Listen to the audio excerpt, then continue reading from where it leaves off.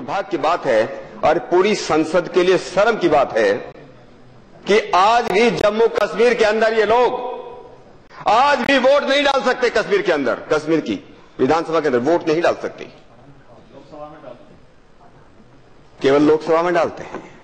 इससे बात बनती नहीं है कि हम बाहर जाकर के तीर्थ यात्रा कर सकते हैं, लेकिन अपने आम को खाना नहीं मिलता है, उनके बच्चों को उनके स्कूल और कॉलेज में एडमिशन नहीं मिलता है, उनके बच्चों को नौकरी नहीं मिलती है, वो जमीन खरीद नहीं सकते। क्या हम लोगों की दुर्भाग्य की बात नहीं है?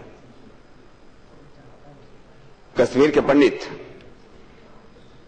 मैं अपने साथियों को यह भी याद दिलाना चाहता हूं कि लश्कर-ए-तोयबा जो आतंकवादी संगठन है, ये केवल अभी पैदा नहीं हुए।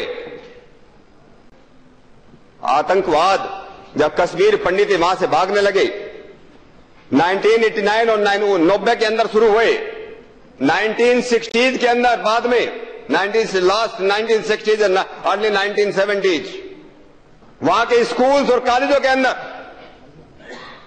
रेडिकल प्रीचर, जिहादी उपदेशक वहां पर एक काम कर रहे थे। ये जिहादी आतंकवादी जिहादी विचारधारा फैला रहे थे।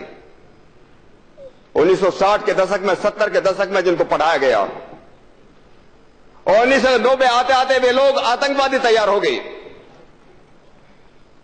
हमारे देश की इंटेलिजेंस एजेंसीज के लिए शर्म की बात है कि हम लोग जागे नहीं। जिस प्रकार से हमारी ऑक्साइड चीन एरिया की जमीन 1962 में नहीं ली गई, जो भारत और चीन की युद्ध हुआ उसके अंदर नहीं ली गई, उसे बहुत साल पहले ले ली गई। और हमारे देश को बहुत कई सालों के बाद मालूम चला जब वहां पर सड़कें बनी। इसी प्रकार से आतंकवादी गतिविधि केवल तब शुरू नहीं हुई, उससे पहले मैं आपको एक उदाहरण देना चाहता हूं, एक कहानी बताता हूं। कहानी सच्ची बात है। 1986 के अंदर 1986 में, सर आप मुझे माफ करेंगे, एक मैं बताना चाहता हूं सच्ची कहानी। मैं एक टीम के साथ, एक पुलिस अधिकारियों के साथ 1986 के अंदर पहलगांव के आसपास एक खेत में अखरोट सुखाए जा रहे थे, और हमारी टीम के साथ केवल मात्र एक वहां का लद्दाखी शकल का एक लद्दाखी बौद्ध पुलिस सब इंस्पेक्टर हमारे साथ था। हमने उसको कहा, भी जाकर के पता करो, ये यहां पर जो अखरोट सूख रहे हैं, यहां से हम ताजे अखरोट खरीद लेते हैं। उसकी शकल और हमारी शकल देख करके वहां का किसान कहता है, हम हिंदुस्तानियों को अखरोट नहीं बेचते। ये तब की बात है। हम एक जगह, उससे पहले कई साल पहले एक जगह गए, वो कहता जब हम हिंदुस्तान में जाते हैं हमको ऐसा लगता है। उन लोगों ने हिंदुस्तान को अलग माना और कश्मीर को उन्होंने हमेशा से अलग माना, और इस भावना को हमने खत्म करने की बात नहीं की। इसलिए एलईडी कहती है Kashmir is the gateway, Kashmir is the gateway to the entire India. हम पहले कश्मीर को लेंगे, बाद में पूरे इंडिया के अंदर इस्लामीकरण करेंगे, पान इस्लाम फैलाएंगे। हिजबुल मुजाहिदीन भी यही कहता है, एलिट लश्कर-ए-तोयबा भी यही कहता है, और इसलिए वहां पर इस प्रकार किया गया। और किसने कश्मीरी पंडितों जानबूझ करके वहां से जो है वहां से भगा गया। हमारे देश का कोई भी बुद्धिजीवी नहीं बोला, हमारे देश का कोई जो है, जो आज जिसको हम कहते हैं कि ह्यूमन राइट कमीशन, ये मानवतावाधिकार वाले जो लोग हैं, ये क्यों चुप हैं? छोड़ो, एक कहीं जेल में अगर किसी की नेचुरल जो है प्राकृतिक रूप से अगर मौत हो जाती है, ये वहां से जो है मेमो भेजते हैं, लेटर भेजते हैं, एक्सप्लेनेशन स्टेट गवर्नमेंट का कॉल करते हैं, लेकिन आज तक कश्मीर पंडितों के बारे में, या जो गुर्जर जो 1948 के अंदर आए, उनके बारे में आज तक किसी ह्यूमन राइट कमीशन ने आज तक कोई नोटिस नहीं निकाला। ये सब सो जाते, उनके बारे में कोई कभी कुछ लिखते नहीं। हमें जो है, अगर उसका हमको जो इलाज ढूंढना है, सबसे बड़ा इलाज मैं ये कहना चाहता हूं, अध्यक्ष महोदय, हमें मखमली दस्तानों में लोहे के हाथ चाहिए। मैं स्टैंडिंग कमेटी हूं एमएचए की, उसमें जब ये बात डिस्कस हुआ, ये बड़ी दुर्भाग्य की बात है, मैं अपने हमारे सारे संसद के लोग हैं अपने, मैंने कहा कि 90 इतना भारत सरकार इतना बजट कश्मीर को देती है, लेकिन गुजरों के बारे में आज तक उनको क्यों अधिकार नहीं गए? पिछले इतने वर्षों के अंदर कश्मीर गवर्नमेंट ने कोई उसके लिए उसमें कोई निर्णय नहीं लिया। मैं अकेला संसद सदस्य था उस कमेटी के अंदर जिसने कहा, ये मेरी बात उसके अंदर रखी जाए कि जब तक ये लोग उनको अधिकार नहीं देंगे तब तक भारत सरकार से उनको बजटरी एलोकेशन नहीं दिया जाएगा। लोग बोलते नहीं चलता रहना चाहिए, चलता रहा, 40 वर्षों 60 वर्षों चलता है, अभी भी चलता रहना चाहिए। गवर्नमेंट को जो है जिस प्रकार से जो है मैं ये कहना चाहता हूं, एक बात मैं उसको भूल गया, केवल मंदिर नहीं तोड़े गए। शायद शशिकांत दुबे जी ने कहा था, जहां तक मुझे याद है 600 से ज्यादा गांवों का इस्लामीकरण किया गया, उनके नाम बदल दिए गए।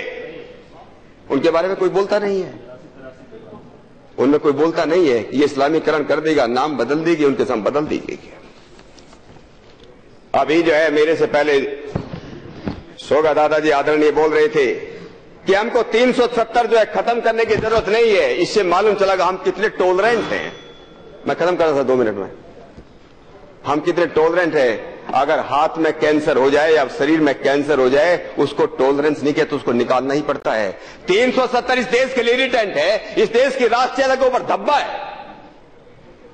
जब तक 370 देश के अंदर राष्ट्रीयता नहीं फैलाई जा सकती, जब तक 370 करके कि वहां जाकर के कोई बस नहीं सकता, कोई रह नहीं सकता, वो कश्मीरी अलग है और हिंदुस्तान अलग है। जब तक ये 370 रहेगी तब तक ये कश्मीर के अंदर राष्ट्रीयता नहीं आ सकती। 370 इसलिए जो खत्म होनी चाहिए। मैं ये भी कहता हूं, अलगाववादी लोग, वहां के अलगाववादी लोग को वहां पर जो है हाउस अरेस्ट किया जाता है। क्या उनके ऊपर यूएपीए हमारा जो कानून है उसके अंदर एक्शन नहीं लिया जा सकता? नस्तर को काटना पड़ता है। उन ऐसे लोगों के लिए केवल मात्र समझाने से बात नहीं बनती। और ये अगर अलगाववादी आज भी अगर अलगाववादी वहां पर रह के काम करते हैं, ये हम लोगों के लिए शर्म की बात है। मैं कहता हूं कि जिस प्रकार से जिन्होंने पंडितों घर जमीनों पर कब्जा किया है, उनको खाली करवाने के खिलाफ 3 महीने का समय दिया जाए और सख्त कार्रवाई की जाए। सरकार को उसमें तय करना पड़ेगा। समाप्त करेंगे। मैं खत्म कर रहा हूं सर। बस मैं लोकतंत्र की रक्षा के लिए सर, लोकतंत्र की रक्षा के लिए हमारे पड़ोसी हैं, हम जानते हैं। लोकतंत्र की रक्षा के लिए अगर राज्य को कोई हिंसा करनी पड़े, वो हिंसा नहीं, वो धर्म है। वो हिंसा नहीं, वो धर्म है। लोकतंत्र की रक्षा के लिए, राष्ट्र की रक्षा के लिए अगर हमको वहां के पंडितों को बसाने के लिए अगर वहां पर हम हिंसा का सारा वो हिंसा नहीं कहे, वो हमारा राष्ट्र धर्म है और उसका हमको साथ लेना चाहिए, उसको लगाना चाहिए। मैं तो एक बात कहकर के अपनी बात जो है समाप्त कर देना चाहता हूं कि कश्मीर पंडितों का जो हश्र हुआ उसका दुख अतुलनीय है। ये सरकारों की अकर्मण्यता का, असहायपन का एक ऐतिहासिक उदाहरण है। आज भी हम कहते रहे जो हुआ कि अपूज्यः यत्र पूज्यन्ते पूज्यांते व्यतिक्रमे त्रीणि तत्र भविष्यन्ति रोगम दुर्भिक्षम भयम।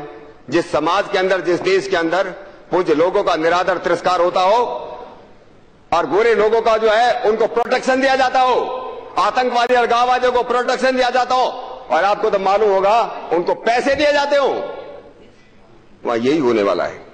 वहां दुख और असर अलग अलग तरह की जो। ठीक है डॉक्टर साहब, समाप्त करें। ठीक है, मैं सर खत्म कर रहा हूं। मैं इतनी बात कहता हूं कि उज्जवल रहा अतीत, कश्मीर बड़ा उज्जवल इतिहास रहा, उज्जवल रहा अतीत, तो भविष्य भी महान है अगर संभल जाए वो जो वर्तमान है। धन्यवाद सर। जो कश्मीर से आए थे, शरीर तो आया था लेकिन आत्मा वही छोड़ आए थे। उनकी आत्मा वहीं पर थी, क्योंकि वो एक ही बात कहते थे कि मेरा घर मेरे से मत छुड़वाओ, मेरे कश्मीर में सब कुछ मेरा वही रह गया। बस 2-3 बातें उनको याद थी, बाकी कुछ याद नहीं थी।